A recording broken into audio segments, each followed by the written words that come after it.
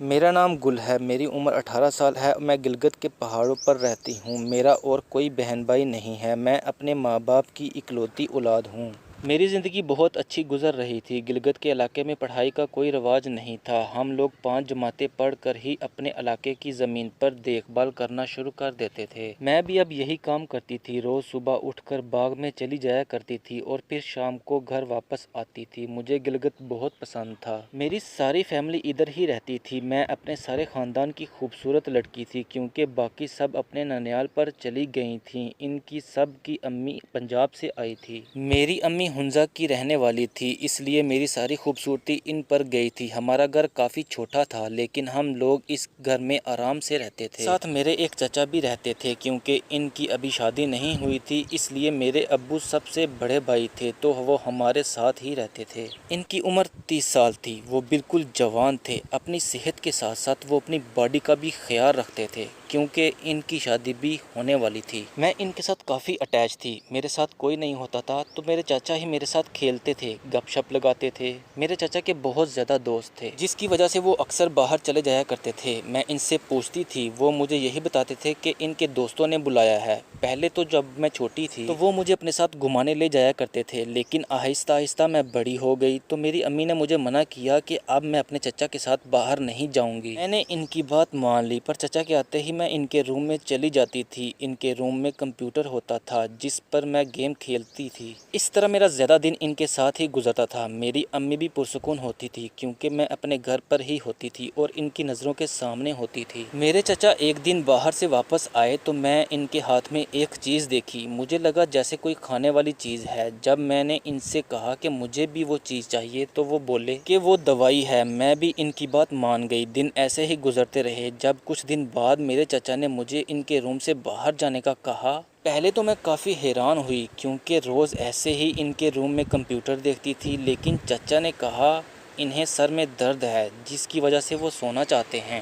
میں بھی ان کی بات سمجھ گئی اور ان کے روم سے باہر نکل گئی۔ میں نے یقین کر لیا تھا کہ وہ سچ میں سو رہے ہوں گے، لیکن مجھے حیرانی ہوئی تھی کیونکہ اب روز کا معمول بن گیا تھا۔ جب بھی میں ان کے روم میں جاتی تھی تو وہ مجھے باہر نکال دیتے تھے۔ وہ چیز ان کے ہاتھ میں ہوتی تھی۔ مجھے کافی تجسس ہونے لگا کہ آخر وہ کیا چیز ہے اور میرے چچا مجھے روم سے کیوں نکالتے ہیں۔ ایک دن میں نے پتہ لگانے کا فیصلہ کیا تھا۔ جب اپنے چچا کے آنے سے پہلے ہی میں ان کے روم میں کمپیوٹر دیکھنے کے بجائے چھپ گئی تھی اور ان کا انتظار کرنے لگی تھی۔ وہ جیسے ہی روم میں آئے تو روم لاک کر کے وہ اپنی دوائی کھانے لگے تھے، لیکن کچھ دیر بعد انہوں نے جو حرکت کرنا شروع کی تو میں شاک ہو گئی تھی کیونکہ وہ اپنا کام کرنے میں مصروف ہو گئے تھے۔ میں اب پچھتا رہی تھی کہ کاش یہ سب نہ دیکھتی۔ وہ اپنے کام میں مصروف تھے اور پوری طاقت لگا رہے تھے۔ کچھ دیر بعد ہی وہ واش روم چلے گئے تھے۔ میں نے یہی صحیح موقع سمجھا اور ان کے روم سے باہر آ گئی تھی۔ اب میں نے سوچ لیا تھا کہ ان کے روم میں کبھی نہیں جاؤں گی، پر میرے ذہن میں وہی سین گردش کر رہا تھا جیسے وہ اپنا کام کر رہے تھے۔ مجھے بہت تجسس ہو رہا تھا، میری کیفیت بھی تبدیل ہونے لگی تھی۔ میں نے پہلی مرتبہ اپنی آنکھوں سے یہ عجیب سین دیکھا تھا، لیکن اب یہ سب جیسے ہی میری آنکھوں کے سامنے آتا تو میں پچھتانے لگتی تھی کہ کاش میں یہ سب نہ دیکھا ہوتا۔ تقریباً ایک ہفتے بعد میرے چچا نے مجھ سے پوچھا کہ اب میں ان کے روم میں کمپیوٹر دیکھنے کیوں نہیں آتی، تو میں نے صاف جواب دے دیا کہ آپ نے خود ہی مجھے نکالا تھا۔ اس پر انہوں نے کہا کہ اب میں پھر سے کمپیوٹر چلا سکتی ہوں۔ میں نے بھی سوچا کہ اب ایسا کیا ہوا ہے کہ جو میرے چچا نے مجھے اجازت دے دی۔ میں پھر ان کے روم میں جانے لگی تھی۔ دن ایسے ہی گزرنے لگے۔ کچھ دن بعد میرے امی ابو نے کسی کی شادی پر ہنزا جانا تھا،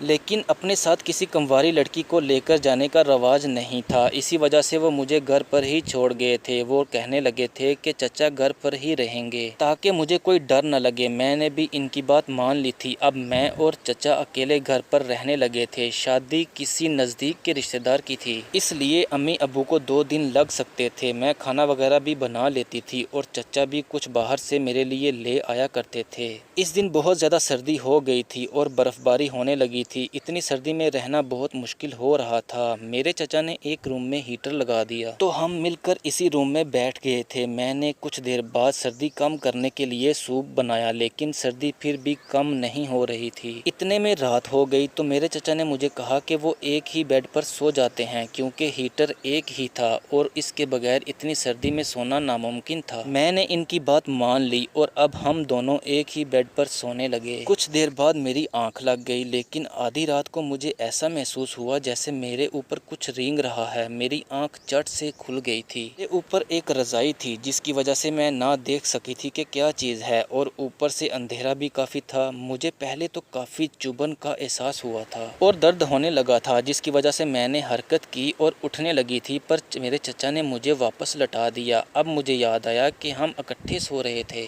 میں نے چچا سے پوچھا کہ یہ میرے ساتھ کیا ہو رہا ہے۔ وہ کہنے لگے کہ سردی کی وجہ سے یہ سب کرنا پڑے گا، اس طرح کرنے سے سردی ختم ہو جائے گی۔ مجھے ان کی بات سمجھ نہیں آ رہی تھی کیونکہ جو وہ کر رہے تھے وہ بہت عجیب تھا، لیکن میرے چچا دوبارہ کام شروع کرنے لگے تھے۔ میں نے جلدی سے اپنی آنکھیں بند کر لیں۔ وہ سب میرے ساتھ پہلی مرتبہ ہو رہا تھا، لیکن چچا نے آرام سے کام کیا تھا۔ کچھ دیر بعد ہی میرا درد سکون میں بدلتا جا رہا تھا اور میں بھی اب آرام سے وہ سب ہونے دے رہی تھی۔ میرے چچا رکنے کا نام نہیں لے رہے تھے، وہ اپنا کام پورے زور و شور سے کر رہے تھے۔ مجھے حیرانی ہو رہی تھی، لیکن ان کی طاقت دیکھ کر مجھے بھی مزہ آنے لگا تھا۔ کچھ دیر بعد ہی انہوں نے بس کیا، لیکن وہ ابھی بھی تھکاوٹ کا شکار نہیں تھے، بلکہ وہ پھر سے تیار ہو گئے تھے۔ میرا حلیہ بھی اندھیرے میں بہت عجیب سا ہو گیا تھا۔ میں نے چچا سے پوچھا کہ اتنی دیر بعد کیوں بس کیا، ایسا کیسے ممکن ہے؟ وہ کہنے لگے کہ وہ دوائی جو وہ باہر سے لاتے تھے وہ سلاجید تھی۔ میں نے یہ نام پہلی مرتبہ سنا تھا اور مجھے اس کا کچھ بھی نہیں پتا تھا، اس لیے میں نے چچا سے دوبارہ پوچھا کہ اس کا کیا کام ہوتا ہے، تو انہوں نے بتایا کہ اس سے بہت زیادہ طاقت ملتی ہے اور وقت بھی زیادہ ہو جاتا ہے۔ اب پتا چلا کہ وہ یہ دوائی کیوں لیتے تھے۔ کچھ دیر تک میں نے چچا سے باتیں کی۔ اب سردی بھی کم لگنے لگی تھی، جس کی وجہ سے ہم نے ہیٹر واپس بند کر دیا۔ رات کو دوبارہ میرے چچا نے مجھے پھر سے کرنے کا کہا، وہ مجھ پر جھک گئے تھے۔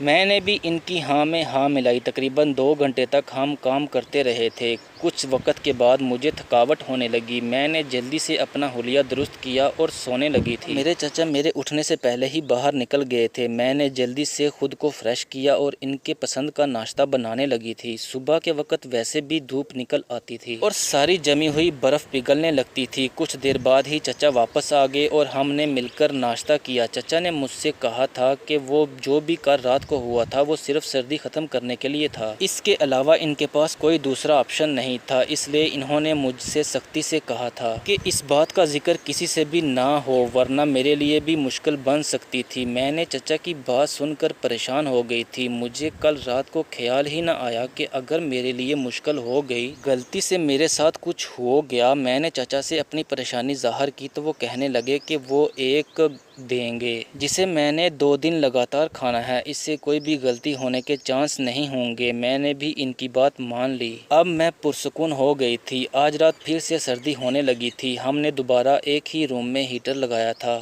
سے ہی میں اور چچا سونے لگے تو ہم دونوں نے پھر سے وہ کام شروع کر دیا۔ اس بار مجھے بھی کوئی ڈر نہیں تھا، اس لیے میں بھی بھرپور ساتھ دینے لگی تھی۔ اگلی صبح میں جلدی سے اپنے روم میں چلی گئی اور اس ہیٹر والے روم کی فوراً صفائی کی، کیونکہ میرے امی ابو شادی اٹینڈ کر کے واپس آنے والے تھے۔ میں نے کوئی نشان نہیں چھوڑا تھا۔ چچا بھی اپنے روم میں شفٹ ہو گئے تھے۔ میں پھر سے فریش ہونے چلی گئی۔ کچھ دیر بعد ہی امی ابو واپس آ گئے۔ اس دن کے بعد میں اپنے چچا کے روم میں دوبارہ سے جانے لگی۔ کمپیوٹر کے بہانے ان کے ساتھ دوبارہ سے انجوائے کرنے لگی، لیکن وہ مزہ پھر نہیں آتا تھا جو ہمیں ان دنوں میں آیا تھا۔